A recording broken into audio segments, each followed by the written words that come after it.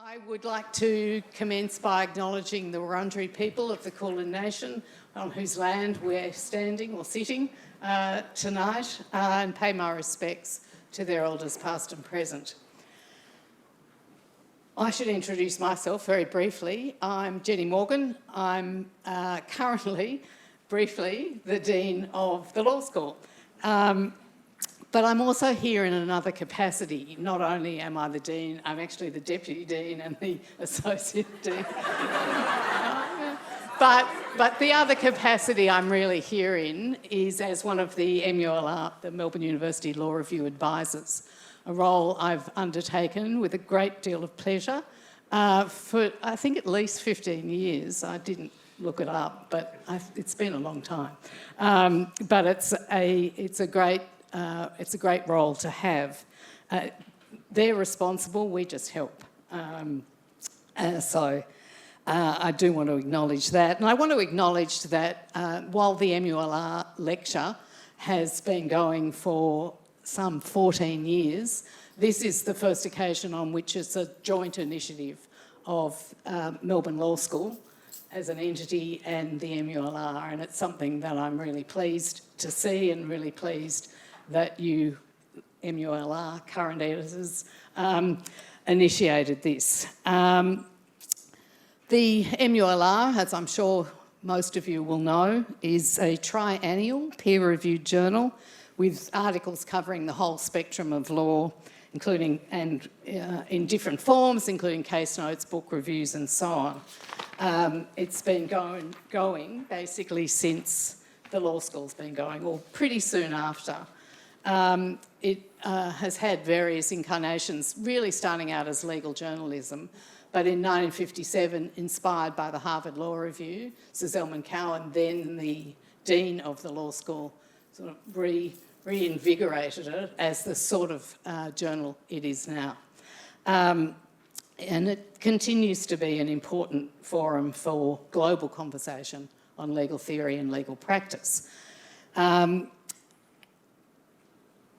Okay, I've done things out of order, but that's okay.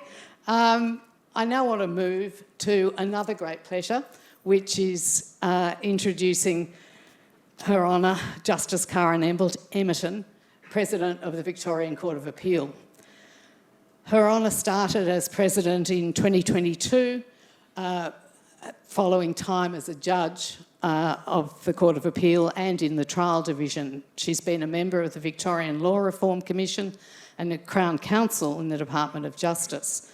Before that, she was a barrister at the Victorian Bar for 14 years, primarily in the area of practising in the area of public law.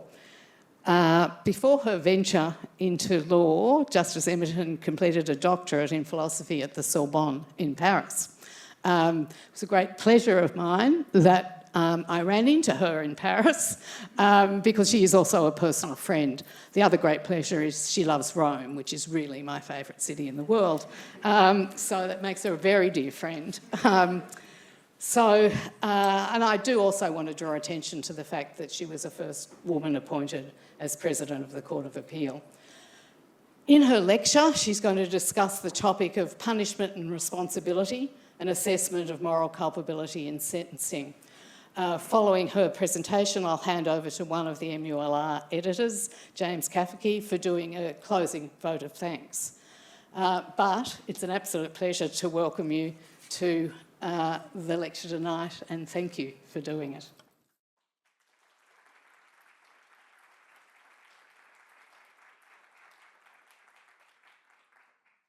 Now, I hope I've got this mic turned on, do I? Yeah. Yes, very good. I want to begin by acknowledging the traditional owners of the land on which we're gathered, the people of the Kulin Nation, and pay my respects to their elders past and present, and to any First Nations people who are here tonight. In a lecture about sentencing, I'm bound to specifically acknowledge the injustices Aboriginal people have suffered over generations here in Victoria and elsewhere in Australia, and the significant overrepresentation of Aboriginal people in the justice system, and particularly in custody. I acknowledge the courage and resilience of Aboriginal people, their profound love for and understanding of country and community, and their central role in dealing with the issues that arise as a result of intergenerational trauma.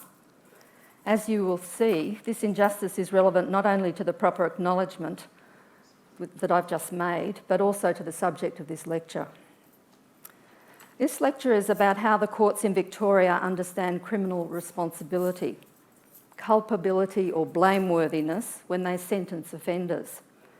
I propose to examine how this concept is evolving, particularly in response to the recognition of the effects of disadvantage and racial discrimination. So I'll begin by looking at the main authorities, one of which approaches culpability uniquely through a medical or psychiatric lens, others also through the lens of social disadvantage. I'll then look briefly at how the courts are beginning to take account of more systemic disadvantage, particularly in relation to Aboriginal offenders. I'm indebted to my colleagues and the work of elders and respected persons in the Koori County Court for their assistance in this regard. I should begin by explaining, I think as Jenny already has, that I don't have a background in criminal law. My expertise is in public law. But as a trial judge, I took the opportunity to sit on a number of criminal trials. It was jumping in at the deep end because in the Supreme Court, criminal trials involve the most serious types of offending, usually involving the loss of life. As an appellate judge, because many of the appeals heard in the Court of Appeal are appeals against sentences, much of my work now is about sentencing. I've found the application of criminal law to be intellectually challenging and to raise important ethical issues around assumptions, conceptions and choices that are made concerning how we as a community assess right and wrong and how we attribute responsibility for conduct. I've made it my practice throughout my time as a judge to visit prisons and related facilities in order to better understand the reality of punishment and the reality or otherwise of rehabilitation. So when I was asked to speak tonight on anything that I wanted, I chose the hot topic of sentencing. Sentencing is a complicated business. The purposes of sentencing are varied. They're expressed in the Sentencing Act to be punishment, deterrence, rehabilitation, denunciation, and protection of the community. In sentencing the individual offender, these purposes frequently pull in opposing directions. A delicate balancing exercise is required. To punish may impede rehabilitation, for example. A focus on rehabilitation might not give adequate weight to community protection. Very often, there are competing and contradictory considerations. The judge must balance often incommensurable factors to arrive at a sentence that is just in all the circumstances. The task of a sentencing judge is normative. It requires the sentencing judge to make a moral judgment about the person standing in the dock. There's no getting away from that. In this process, the judge makes an assessment of that person's culpability or blameworthiness, as I say, for their conduct in breaking the law. The Sentencing Act tells us that an offender is only to be punished to the extent of their culpability and degree of responsibility for the offending. As one of the principal purposes of sentencing is punishment, at least in the Supreme Court of Victoria, assessing culpability is at the forefront of sentencing. It's frequently referred to in the cases as assessing the offender's moral culpability. Sometimes the term subjective culpability is used. In one of the cases I'll pay special attention to this evening, DPP and Herman, the Court of Appeal described the task as follows. In assessing an offender's moral culpability, the sentencing court is making a moral judgment on behalf of the community about the degree of blameworthiness to be attached to the offender for the offending conduct. Determining how harshly a particular offender is to be judged and punished often requires a close examination of the personal circumstances and background of the offender, and an exploration of factors which may explain the offending conduct. To the extent that the offending conduct can be seen to reflect the operation of factors which are beyond the offender's control, the harshness of the moral judgment is likely to be moderated. In the case of Herman, the offending was particularly heinous. It involved the brutal rape and murder of a young woman walking back to her university accommodation at night. The court observed that the offending was of a type that engendered both extreme private grief and enormous public distress. In such cases, it is the judge's responsibility to provide a dispassionate assessment both of the objective gravity of the offending and the subjective culpability of the offender. At the same time, the judge must acknowledge the pain and distress the offending has caused. I want to examine how the courts try to provide this dispassionate assessment of the culpability of the offender. While this is only one element in the sentencing mix, it's an important one. As I said, it's the one that ultimately justifies punishment as one of the purposes of sentencing. Sentencing, as Justice Maxwell told this lecture this time last year, carries with it a set of assumptions about the nature of the individual and where the individual stands vis-à-vis the law. Sentencing for the purposes of punishment and deterrence is premised on the conception that the person being sentenced is relevantly responsible and that he or she is a rational, autonomous actor. But the law also recognises what H.L. Hart called excuses or excusing conditions. It recognises that two individuals guilty of the same crime may be sentenced differently depending on their personal circumstances. Those circumstances will be relevant to such matters as the need for general deterrence and prospects of rehabilitation. They will often be highly relevant to assessing the individual's blameworthiness for the offending. One of my colleagues, the most experienced and respected criminal judge, described the sentencing task to me thus. He said, "We sentence the whole person." To me, as a judge, that proposition is instinctively true. It's as comforting as it is simplistic. Any review of published sentencing remarks in the county or Supreme Courts will show that the sentencing judges devote extensive time and print to the circumstances of the individual being sentenced. But analytically, this whole person is problematic. Who is this person? To what extent is this person rational and autonomous? And to what extent are they a product of history, community and family, the central forces that have shaped them? To what extent are those forces relevant to assessing moral culpability? The accepted wisdom is that criminal responsibility is founded in capacity. Capacity to reason, capacity to control impulses. Human agency remains key, and the attribution of responsibility for specific actions lies in human capacities of cognition, knowledge of circumstances, assessment of consequences, and of volition, powers of self-control. It's only legitimate to hold people criminally responsible for things they have the capacity to avoid doing. As a consequence, much of the jurisprudence about criminal responsibility involves questions of impaired mental functioning. Offenders are considered to be legally responsible for their actions if they understand the nature and quality of their conduct and know it to be wrong. However, their culpability for the offending may be reduced if their mental capacity is diminished for one reason or another. When the courts in Victoria are invited to find a reduction in an offender's culpability, it's typically by reference to one or both of two cases that are understood to set out the relevant principles: the Queen and Verdens in 2007 and Bugmy and the Queen in 2013.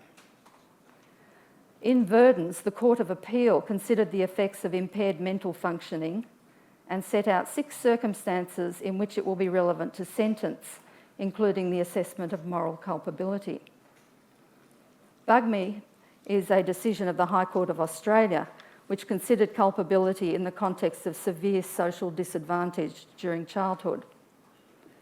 Both of these cases were considered and applied by the court in DPP and Herman in 2021, which is the case that I referred to earlier. In that case, the offender suffered from a severe personality disorder and severe neglect in his early life. His moral culpability was held to be reduced by both factors. In considering the limitations and opportunities presented by the framework of individual capacity or incapacity, I also want to explore ways in which the recognition and the increased understanding of social disadvantage, alienation from country and culture, and intergenerational trauma experienced by Aboriginal offenders has the potential to change the way in which the courts approach sentencing and questions of subjective culpability in particular. As long ago as 2002, sitting on a sentence appeal involving an Aboriginal offender, Justice Eames of the Court of Appeal said this: "To ignore factors personal to the offender and his history, in which his Aboriginality was a factor, and to ignore his perception of the impact on his life of his Aboriginality would be to sentence him as someone other than himself." His Honour recognised not just the social and economic disadvantages that might lead an Aboriginal person to commit an offence, but also acknowledged the more complex issues of history and cultural difference that should be taken into account in order to ensure that the individual is sentenced appropriately. For Aboriginal offenders in particular, understanding the reasons for offending and attributing criminal responsibility has exposed tensions between recognising individual responsibility or agency and giving meaning to a collective history of disadvantage and dispossession or structure. So I'm still at the beginning of the review. Let me begin by first considering the conventional capability analysis and see where this takes the judge. First, I'll look at impaired mental functioning as reducing capability, or culpability, I should say, and then I'll look at social deprivation. I want to look first at the case of Verdens. In 2007, the Victorian Court of Appeal used 3 appeals involving offenders with recognised mental disorders, all captured under the title of the first appeal, Verdens, as an opportunity to review the case law since the case of the Queen and Ciaris in 1996, and to restate in a somewhat revised form the guiding principles that that case laid down. In Ciaris, the Court of Appeal had identified 5 ways in which what it described as serious psychiatric illness not amounting to insanity might be relevant to sentence. In Verdens, the court held that the sentencing considerations identified in Ciaris were not applicable only to cases of serious psychiatric illness. They might be applicable in any case where the offender is shown to be suffering from a mental disorder or abnormality or an impairment of mental function. The court held that the sentencing court should not have to concern itself with how a particular condition is classified, as difficulties of definition and classification are notorious. What matters is what the evidence shows about the nature, extent, and effect of the mental impairment. Where a diagnostic label is applied to an offender, this should be treated as the beginning, not the end of the inquiry. The court emphasised that the sentencing court needs cogent evidence, normally in the form of expert opinion, to establish the existence of the mental impairment and the nature, extent, and effect of the mental impairment experienced by the offender at the relevant time. The court concluded that impaired mental function is relevant to sentencing in at least 6 ways. These are referred to now in and by sentencing courts as Verdens 1 to 6. We use shorthand for it now. Verdens 1 is a reduction in moral culpability.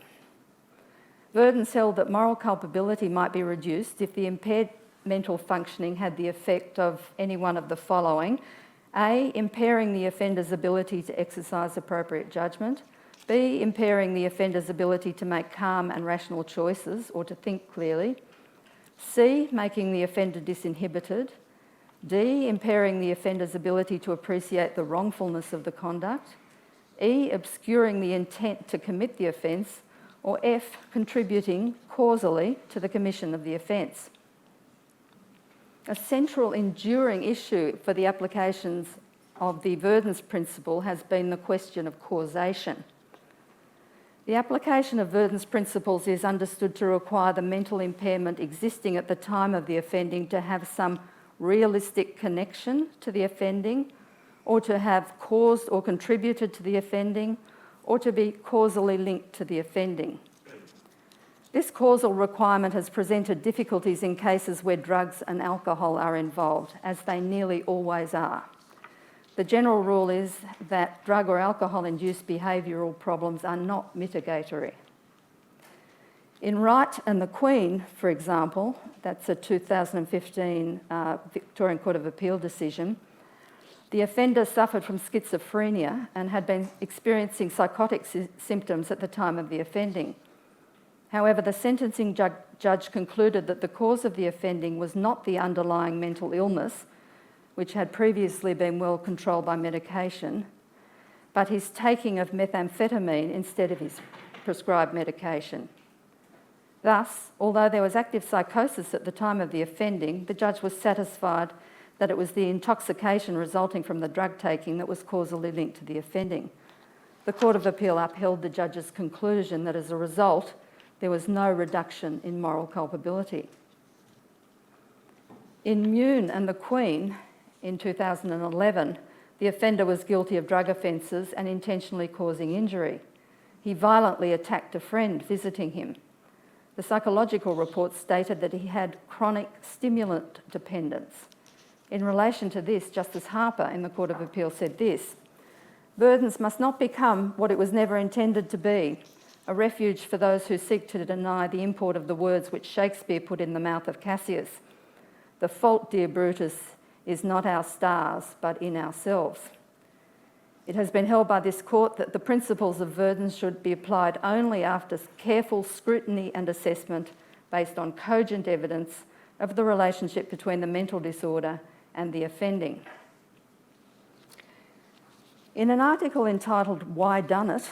Causal Explanations in Sentencing Offenders with Mental Health Problems," 4 writers, an academic, Jamie Waldvish, 2 psychiatrists, Andrew Carroll and Jadip Sarkar, and a barrister, Tim Marsh, highlighted the evaluative nature of causal determinations in this area of the law and argued for the relevance of indirect causal factors.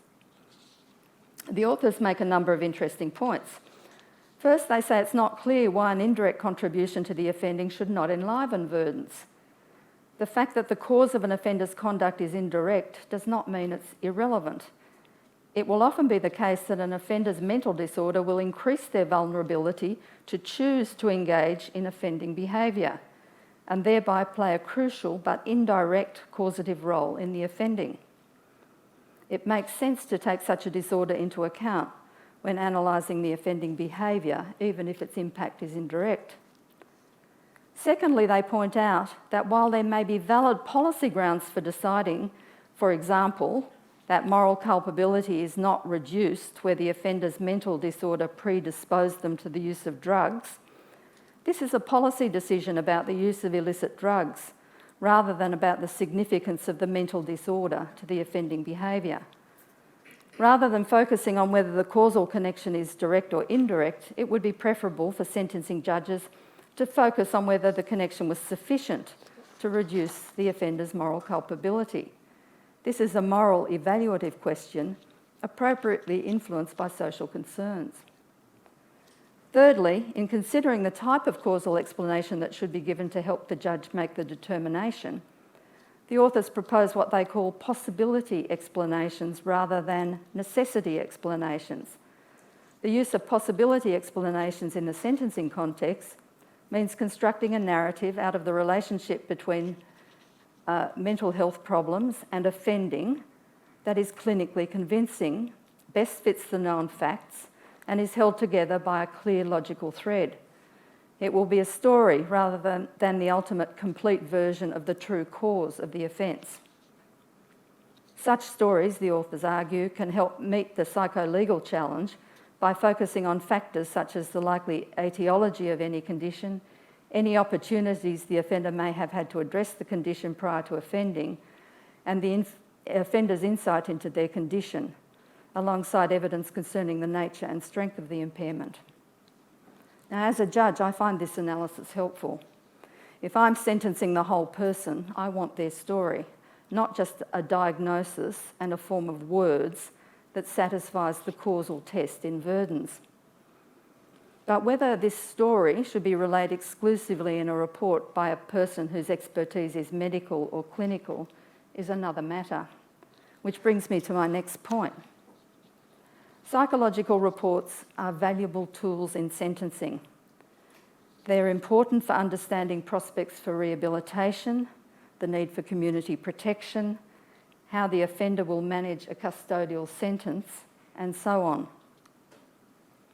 In assessing culpability, which is a complex evaluative exercise with a heavy moral or ethical dimension, as I've been trying to point out, sentencing courts have become very dependent on reports prepared by psychologists or psychiatrists.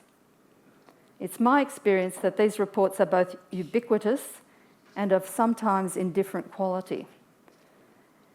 And yet they are routinely accepted in place of evidence from the offender about their circumstances, their remorse, their willingness to engage in rehabilitation, and other matters that are very relevant to the sentence that's imposed. Putting that concern to one side, the ubiquity and reach of psychological reports also raises the concern that the whole person who's being sentenced may come to be viewed by the judge almost exclusively through the lens of the mental health expert and the particular analytical or assessment framework used by that expert. Not only does this have an air of unreality to it, but focusing on the results of psychometric testing and diagnosis risks masking or eliding social and cultural factors that may be very relevant to assessing the offender's blameworthiness for the offending. So what might a more complete and nuanced picture of the whole person include? There's an important line of cases that have considered the offender's culpability by reference to a broader range of factors than impaired mental functioning. These cases, for the most part, concern Aboriginal offenders, for that is where the contradictions and stresses in the sentencing regime tend to be the most pronounced. Bugmy is the leading case. Bugmy is an Aboriginal man who was raised in far western New South Wales. He grew up in a household in which alcohol abuse and violence were commonplace. He had little formal education and started drinking alcohol and taking prohibited drugs when he was 13 years old. He spent much of his young life in juvenile detention centres and much of his adult life in prison. I think he was about 30 at the time of offending. While Mr Bugmy was a remand prisoner in Broken Hill, he became upset with the prison officer and threw pool balls at him.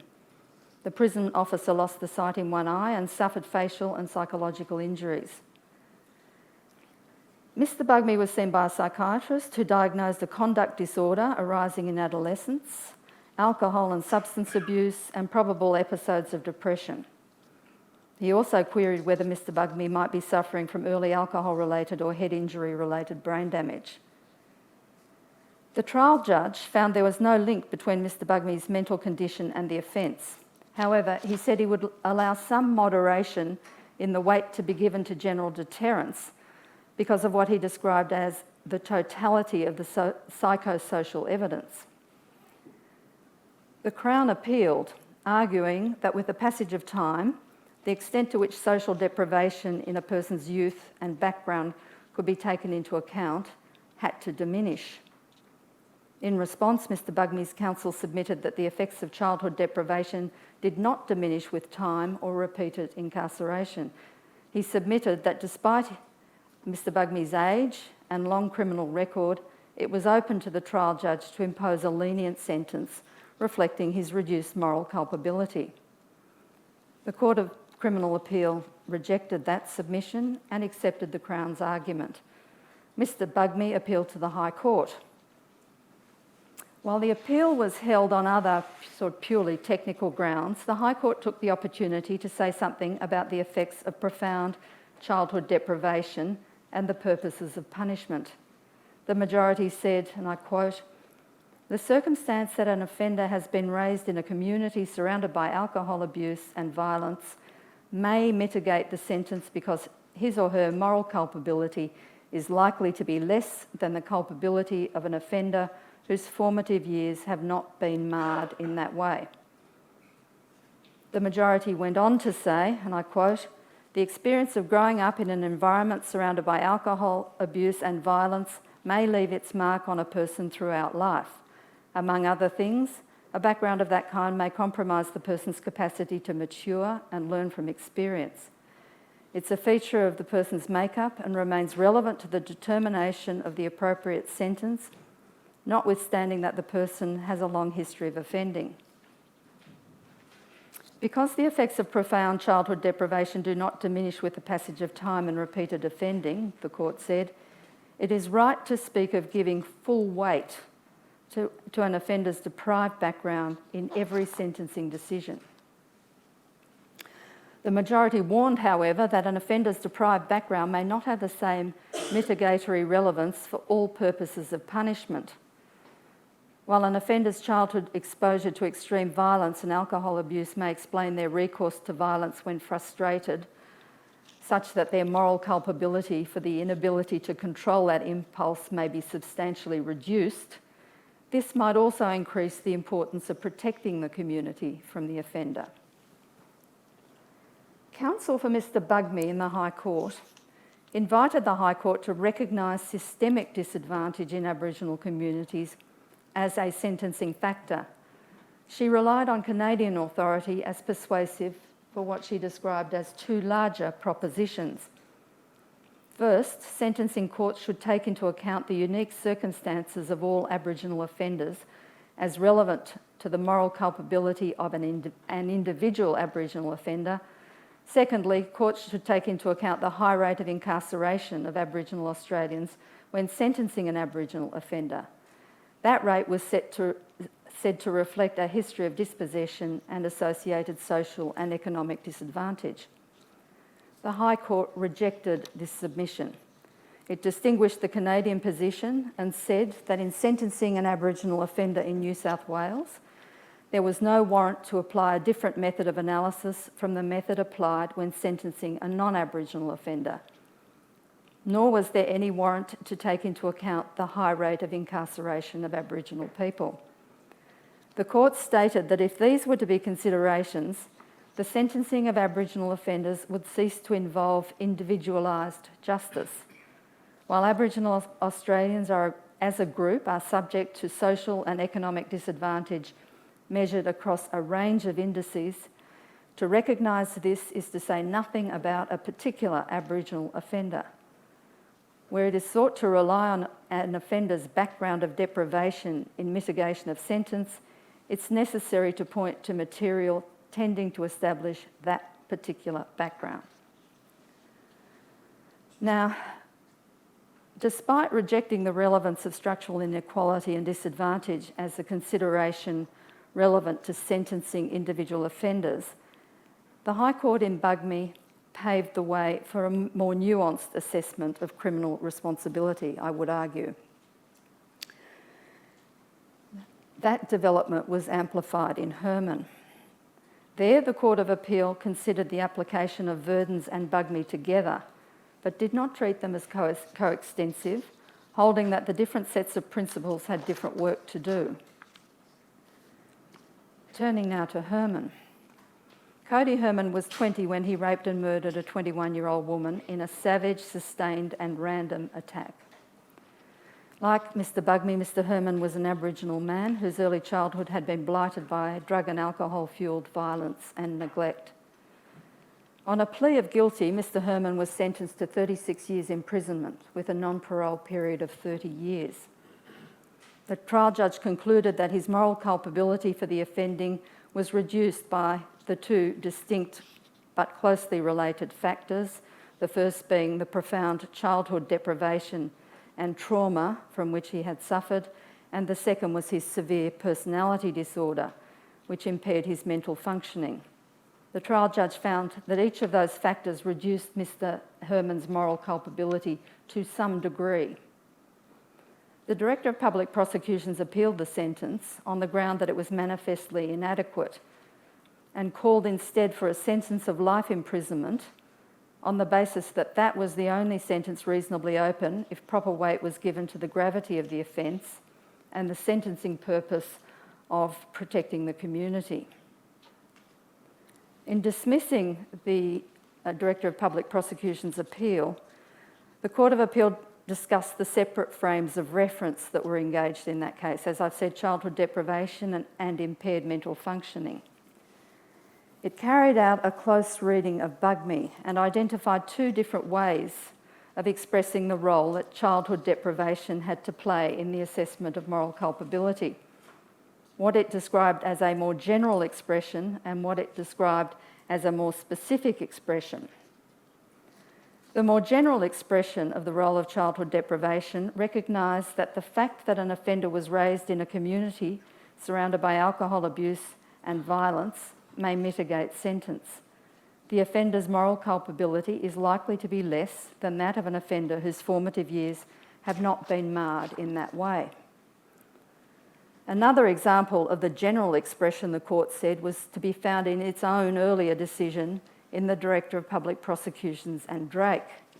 And I quote from that: "The profound dysfunction, disadvantage and abuse experienced by the offender during his formative years were relevant to an appropriate evaluation of his moral culpability. As recognised by the High Court in Bugme, those experiences, none of which were of his making, all played a significant role in shaping the offender's personality and his responses. As a consequence, his subjective culpability for the offending could not be equated with that of a person who committed the same offence but had had the advantage of a normal, stable and regular home environment during his or her childhood years." The significance of this general expression, the Court of Appeal said, is that the relevance of childhood deprivation to sentencing does not depend on proof of a nexus between the offending and the relevant background circumstances. The Court of Appeal agreed with the submission made by Victoria Legal Aid as amicus curiae that the impact of disadvantage is, quote, complex, multi-layered, non-linear and not easily diagnosed or measured. The Court of Appeal also observed that the High Court's recognition that serious childhood deprivation is likely to make an offender less morally culpable than an offender whose formative years were not marred in that way reflects the principle of equal justice. Equal justice does not require everyone to be treated in the same way. Where there are relevant differences, allowance must be made for those differences. The Court of Appeal said this, and I quote again, "It's the mark of a humane society that the moral judgment expressed through sentencing should take account of the lifelong damage that may result from exposure to violence or abuse or parental neglect in an offender's formative years. As the present case graphically illustrates, childhood trauma can permanently damage and seriously distort a person's view of the world around them and their understanding of social norms." Addressing the overlap between Bugme and Verdens, the Court identified the common feature of the two sets of principles as permitting the Court to view an offender's moral culpability as reduced where, through no fault of the offender, his or her psychological functioning or personality structure had been impaired. Now, while this formulation again focuses on impaired mental functioning rather than on the social circumstances that have shaped the individual, the more general expression of the relevance of childhood deprivation in Herman, I would suggest, potentially opens a pathway to a broader and more holistic assessment of subjective culpability in appropriate cases. Indeed, the court in Herman concluded by observing that experience overseas had demonstrated that reports such as the Canadian Gladue reports were important aspects of the criminal justice system, particularly in the case of Aboriginal offenders. The court noted that a project had recently commenced in Victoria to trial Aboriginal community justice reports. I will come back to the use of Aboriginal community justice reports in a moment. I want first to mention an article entitled "Lessons Lost in Sentencing: Welding Individualised Justice to Indigenous Justice," published in the University of Melbourne Law Review. The authors argue that Bugme was a missed opportunity to grapple with the complex interrelation between the individualised between individualised justice and Indigenous circumstances in sentencing Indigenous offenders. The authors make the case that consideration of systemic and specific Indigenous circumstances is consistent with sentencing principles in Australia, including the principles of equal justice and individualised justice. They argue that recognition of systemic disadvantage provides a fuller picture of the individual circumstances, as the Supreme Court of Canada has accepted. According to the authors, focusing on the link between the group and individual experiences is key to realising the principle of individualised justice. The authors argue that recognising that rates of Indigenous offending are a consequence of the impact of colonisation and the socioeconomic disadvantage and psychological trauma that goes with it may support a claim that it is principally the offender's circumstances that have produced the offending rather than their individual choices. Now, since that article, the Yurok Justice Commission has published its report and recommendations on the criminal justice system. Among the recommendations is a call to amend the Sentencing Act to include a statement of recognition acknowledging, among other things, that First Peoples have been disproportionately affected by the criminal justice system in a way that's contributed to criminalisation, disconnection, intergenerational trauma and entrenched social disadvantage, and that ongoing structural inequality and systemic racism within the criminal justice system continues to cause harm to First Peoples. The Commission recommends that the Sentencing Act be amended to require courts to take into account the unique systemic and background factors affecting First Peoples and to require the use of Gladue-style reports for this purpose. Which brings me to the final part of this review. Consistently with the call to examine the link between the group and the individual experiences when sentencing an Aboriginal offender, the County Court of Victoria has commenced a 3-year pilot project for the provision of Aboriginal Justice Community reports to the sentencing judge. The ACJRs are community-based reports that come from within an Aboriginal community and are written from an Aboriginal perspective. The point is to provide a holistic overview of the offender and to allow the court to consider not only the individual's personal experiences and environment, but also the impacts of historical and systemic factors.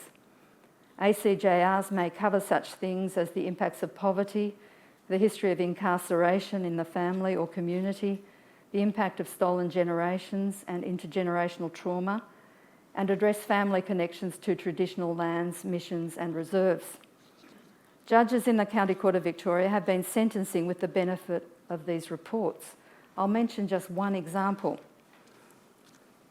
In the case of Muir, which involved trafficking in drugs of dependence, Judge Johns referred to the fact that the report set out the offender's personal history in what he said was very fine and eloquent detail, including his deep connection to the Barkindji country of his forebears.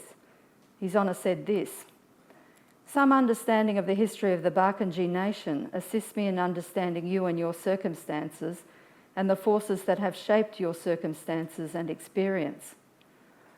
In 1839, massacres took place and records indicate the recording of the deaths of 46 Aboriginal people killed by Europeans along the River Division in Wentworth. Your grandparents used to talk about these massacres with you, and it is a matter that has clearly been carried down through the generations, and the impact upon them was apparent to you as a young person.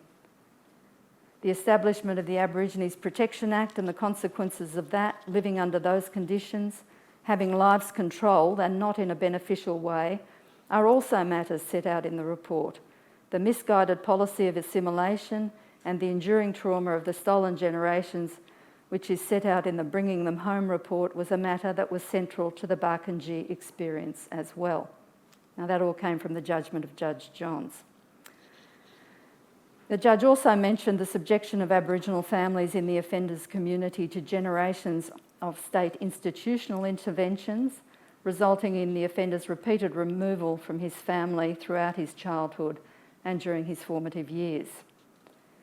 His Honour recorded that the report had provided him with far deeper insight into the offender's past, into his strengths, resilience, and the positive features of his personality.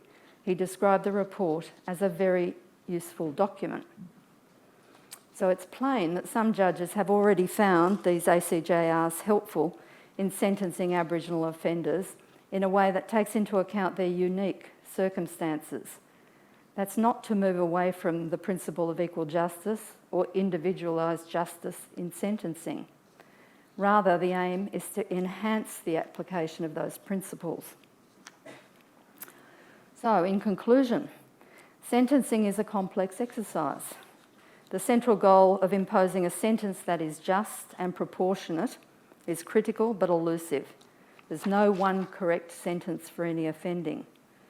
Different sentencing purposes may point the judge in different directions, and how the judge balances those competing demands is a question of instinct or intuition, not science. How one conceives the task required by the principle of individualised justice and sentencing the whole person is important.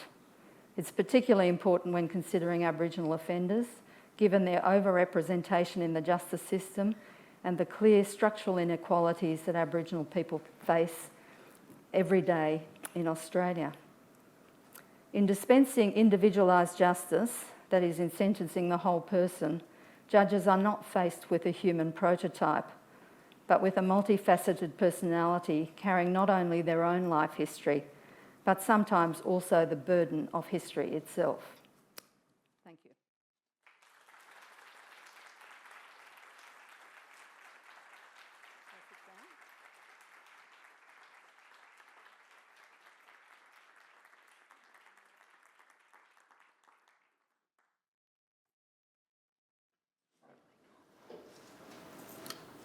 I'd like to extend my thanks to a number of people present this evening. First, the secretarial team of the review, in particular Jeremy Hand, and secondly, the events team at the law school, in particular Casper Eriksson, for helping get this event off the ground. As the Dean mentioned, this is the first time that the review has had the privilege to collaborate with Melbourne Law School in the delivery of the annual lecture, and it was a seamless experience, one in which we hope brought to you a lecture that was easier to consume and more enjoyable to watch. I'd also like to thank, of course, my co-editors of the review, Fiona Shah and Alexander Henry, without whom very little would be possible in this organisation. Of course, primary thanks for this evening is with Justice Emerton for this address, which I'm sure I speak on behalf of the audience when I say I very much enjoyed. It was a particular pleasure from the perspective of a law student at Melbourne Law School to engage with this address, and perhaps even especially for people who may have been at last year's lecture for a number of reasons. First, for its connection with questions which are oft under-inspected in a law school curriculum, ones to do with morality and culpability, ones which we don't unfortunately have the pleasure to enjoy as much in things like criminal law and procedure, but go to the heart of the way that the criminal sentencing regime works. Secondly, for its connection with last year's address by Mr. Chris Maxwell on the philosophical foundations of law. And for those of you who have been following along, as Justice Emerton herself mentioned, there were interesting connections between those lectures. And thirdly, for the elocution and erudition that was brought to the lecture. It was incredibly enjoyable, and it's always a privilege to hear from an eminent jurist such as yourself. Thank you very much sincerely. We have a small token of appreciation for you.